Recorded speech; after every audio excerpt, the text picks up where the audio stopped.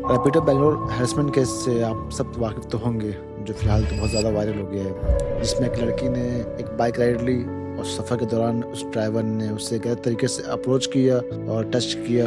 लड़की ने रोकने की बहुत कोशिश की, रिक्वेस्ट की, भैया बोला, लेकिन जब बात हाथ से निकल गई तो उसने राइड के एंड पे लोगों की हेल्प के थ्रू रुकवाया और पुलिस को बोला और फिलहाल केस भी रजिस्टर हो गया और ड्राइवर जो है अरेस्ट भी हो गया। तो इस हादसे पे बस मैं चाहता हूँ कुछ बातें बोलना, अपनी दो राय, शायद इससे आप एग्री हो या नहीं हो।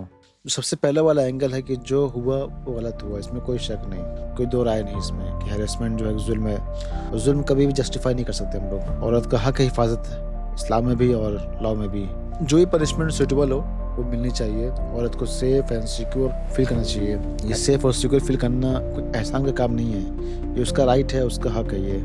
लेकिन एक और इस केस का एक एंगल है जिसे लोग सोच नहीं रहे हैं, जिसके बारे में मैं चाहता हूँ बताना लोगों को। आजकल कई शहरों में एक ट्रेंड चला है, हर चीज़ जल्दबाजी में और चीप, मतलब इंस्टेंट राइड मिल जाए, कोई इंस्टेंट में पिकअप कर ले, एक ऐप में हम टाइप करें, हम बस समझते हैं कि बस ये हो गया और हम सेफ हैं। लेकिन सेफ्टी जो है ये ऐप के फीचर्स से नहीं होती।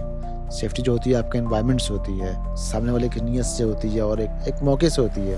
और यहाँ एक बात आप दिल में उतार लो, थोड़ा जल्दी, थोड़ा सस्ता कभी भी आपकी इज्जत और सेफ्टी से ज़्यादा कीमती नहीं हो सकती। अगर एक राइड से आपके 10 मिनट बच रहे हैं या 50 रुपये आपको कम लग रहे हैं, तो क्या ये डील आपकी इज्जत से बड़ी होगी? बिल्कुल नहीं। कुछ साल पहले भी लोग सफ़र करते थे, जो लोग लड़कियां जॉब्स करती थीं, लेकिन प्राइवेसी और इज्जत का ख्याल ज़्यादा करती थी, तो फिर उस हिसाब से वो अपना मोड ऑफ ट्रैवल और टाइम ऑफ ट्रैवल डिसाइड करते थे। बल्कि इस्लामिक पॉइंट ऑफ व्यू से इस्लाम ने बिना महरम के साथ सफ़र सिर्फ मना ही नहीं किया, बल्कि इंसान के नेचर के हिसाब से एक प्रोटेक्शन का रूल दिया है, जिससे लोग एक सिक्योर फील करें। नबी सल्लल्लाहु अलैहि वसल्लम ने फरमाया, कोई मर्द किसी गैर महरम औरत के साथ तन्हा ना हो, क्योंकि शैतान तीसरा होता है। और ये कॉमन चीज़ है, आप देखते हो जहाँ दो लोग हैं वहाँ तीसरी बुराई आ जाती है। और इसका मतलब ये नहीं कि औरत कमज़ोर है, मतलब ये कि इस्लाम जो है इंसान साइकोलॉजी को जानता है, वो हमें उस चीज़ से रोकता है जो हम जानते ही नहीं, उस फ्यूचर से जो हम जानते नहीं, जो हम समझ नहीं सकते। खैर, अब आते हैं ट्रांसपोर्ट पे। ट्रांसपोर्ट के चॉइसेस क्या होने चाहिए? बाइक शेयरिंग सबसे रिस्की है, सबसे खतरे वाला ट्रांसपोर्ट है, क्योंकि इसमें दो शख्स बहुत करीब होते हैं, तो कहीं ना कहीं एक्सीडेंटल टच या अनइंटेंशनल टच भी हो जाता है। कोई सीसीटीवी रिकॉर्डिंग नहीं होती, कोई गवाह भी नहीं होता, अगर कुछ हुआ तो भागना ही बहुत आसान होता है। इसलिए बाइक शेयरिंग सेफेस्ट नहीं है, सबसे रिस्की ट्रांसपोर्ट है, स्पेशली ये औरतों के लिए। लेकिन प्रॉब्लम कहाँ है? ये केस तो हमारे सामने आ गया, लेकिन कई केसेस ऐसे हैं जो सामने नहीं आते, क्योंकि हमारे कल्चर में विक्टिम्स को बोला जाता है कि चुप रहो, बदनामी हो जाएगी, या घर वालों की इज्जत का मसला है। और कभी कभी बहुत लोग इसको इग्नोर कर देते हैं एक नॉर्मल चीज़ समझ के। जो लोग बहुत ज़्यादा वेस्टर्न कल्चर से इन्फ्लुएंस्ड है, वो लोग इसको इग्नोर कर देते हैं कि एक नॉर्मल चीज़ है। यानी जुल्म से ज़्यादा हम लोग इस सोच डरते हैं, और इसलिए हम आवाज़ उठाने से डरते हैं। और ये खामोशी धीरे धीरे सोसाइटी में एक बीमारी बन जाती है, और जो लोग गलत होते हैं उनके हौसले बढ़ा देती है। अगर बात करें हम अपने कल्चर की, तो सवाल ये है कि हम क्या मॉडर्न हो गए या टाइम बदल गया?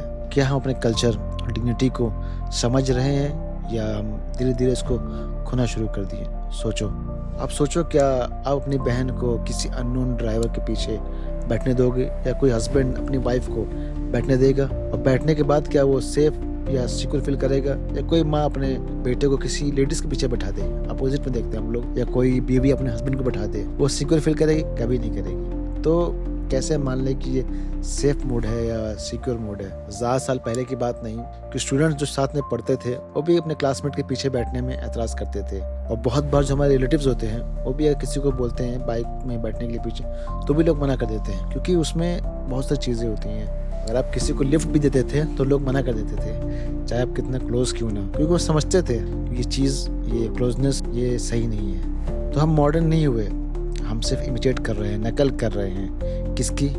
वो कल्चर की, जहाँ नज़रिया, हया और डिग्निटी कोई इतनी वैल्यू नहीं होती, जहाँ ये सब चीज़ें एक आम होती हैं। और जब कल्चर अपनी जड़ से, अपने रूट से कट जाए, तो कहीं ना कहीं सोसाइटी बहुत कमज़ोर हो जाती है। इस केस में लड़की ने गलत नहीं किया, उसने आवाज़ उठाई, और यही सबसे बड़ी बात है। साथ ही हमें अपने डिसीजंस, अपने एनवायरनमेंट और अपने रूट ऑफ डेली लाइफ को दोबारा एवेल्यूएट करना होगा। हमें दोबारा चेक करना होगा इन चीज़ों को, क्या वो चीज़ सही है। इस्लाम अगर हमें किस चीज़ के लिए गाइड करता है, तो ये हमारे फ़ायदे के लिए करता है, हमारे बेटर के लिए, हमारी सेफ्टी के लिए। लास्ट में बेसिक मैं बताऊंगा टिप्स आपको, प्रैक्टिकल टिप्स जो जरूरी है अगर आपको सफर करना हो। सबसे पहले कि राइड स्टार्ट होने से पहले आप ड्राइवर का फोटो ले लें या नंबर प्लेट का फोटो लेके किसी को सेंड कर दें। और मोबाइल का फ्रंट कैमरा कोशिश करें हमेशा खोल के रखें, जिससे लगे कि आप वीडियो कॉल कर रहे हो, रिकॉर्ड कर रहे हो। अगर कभी आपको लगे ड्राइवर का जो वाइब है या उसका नेचर अजीब सा लगे आपको, तो आप सेफ फील नहीं करो, उतर जाओ। झूठी शर्म से बेहतर है सही वक्त पर उतर जाना। इसीलिए याद रखें, स्टे सेफ, स्टे अवेयर और याद रहे इज्जत पहले।